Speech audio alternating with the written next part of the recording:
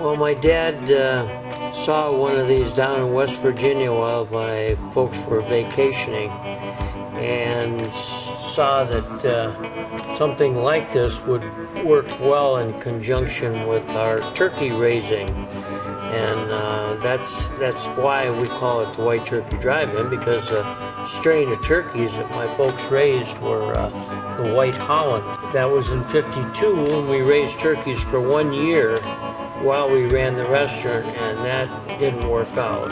It's impossible to do both. The formula for the turkey sandwich is exactly the same as it was in 1952. My mother coined the recipe and practically kept it under lock and key, and to this day I believe my wife is the only one who knows the recipe, including me.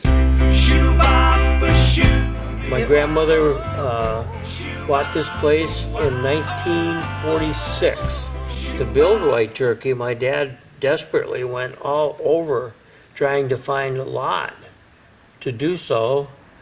And my grandmother finally said, well, why don't you put it in my berry patch?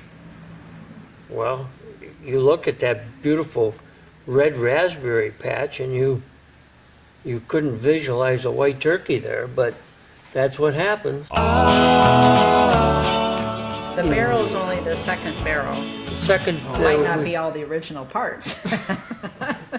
we changed barrels in 1956. My dad did not like to make ice cream sodas. He just didn't like to do it. And that original barrel had a soda arm on it. And so he decided the best way not to make ice cream sodas was to eliminate the soda arm. So we got another barrel. The root beer formula has never changed. It is a conglomerate of 32 different spices and herbs, and it is an excellent root beer. There's no question about it. It just I hold my breath every year. we do that That somebody will decide that they're going to make it better, and the root beer float is king. We sell a lot of root a lot of root beer floats. It's something you just can't get anywhere else. How is it? Good. Very good. Always is. The average is six years. We'd like to have them at least 6 years. We'll start them 13, 14, depending on the family, the child, 15, 16 in there, and they're just bussers. We bring them in. They have to work a year as bussers.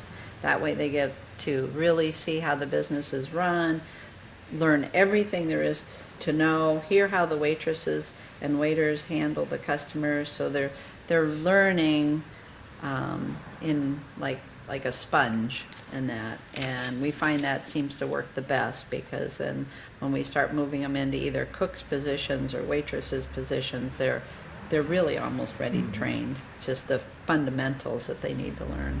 Everybody serves an apprenticeship before they have customer contact, and it works well. It works very well. Not the way it used to be, but it is the way we have something like. Well, and then Kelly, our daughter, she's in charge of personnel now. I did not like to be a busser. But it actually, I mean, if I wouldn't have done the job myself, I wouldn't be able to train the people that I'm now in charge of. So, because I realize how hard of a job it is. I waitress as needed, but basically I'm over there making sure that our servers and our help are giving the best experience to our customers as possible.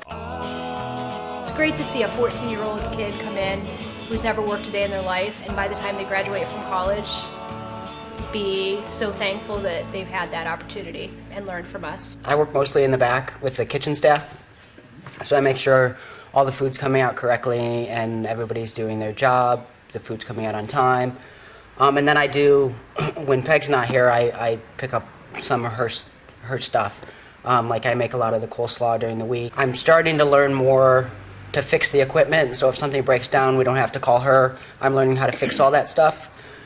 So, and then I just support support Kelly. I mean, because we both do the hiring, so I'm in that process. She does more of the scheduling, but if she has questions, we bounce questions off of each other, so we both have the input. So we work as a good team.